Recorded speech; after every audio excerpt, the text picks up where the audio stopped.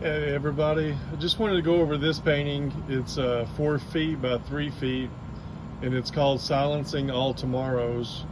I woke up at 4:30 in the morning a couple of days ago and I had this idea, just a visual idea, no content, about a painting that was this size, 4 by 3, with white at the top and then purple and then orange at the bottom and then some stripes, like real thick horizontal stripes at the bottom. Obviously it changed quite a bit when I went into the studio, so I just kind of went with it like I usually do. I don't try to force it or try to have any kind of idea. That just kind of happened really early in the morning. It just kind of visually saw a painting, just like when I close my eyes at night I can name or think of a color and see it. I've always been able to do that. So it started out a whole lot tighter than it was, and then the white part at the bottom, it did have a lot of stripes in different colors and I didn't like that, so I just kind of smeared it off.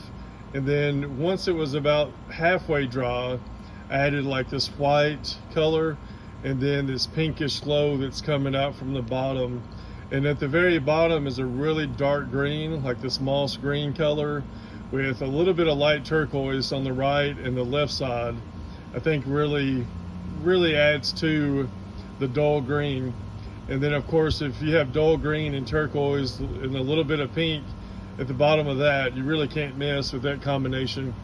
The blue was pretty much purple, and then it was like a little bit lighter blue and a little bit lighter purple, and it changed a lot, probably 10 or 15 different layers of blues and purples and aqua and turquoise color. And then the big band of color towards the top, I removed that with a plastic wedge, and it was pretty much the stain of the canvas from where the acrylic hit the painting. And then I just added that light pale blue color to it, and then I added turquoise, a little bit of green on the left side of it.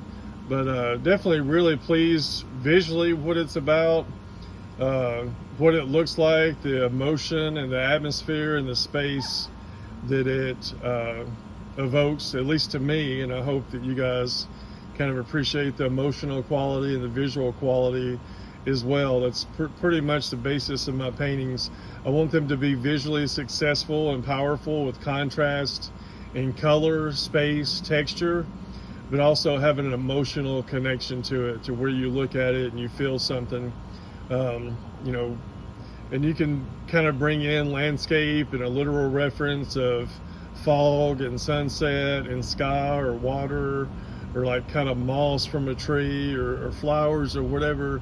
It's always there. I carry around my landscapes with me all the time, because I've seen and been to so many places and inspired by so much nature. It's really impossible not to do something that doesn't have that origin from it.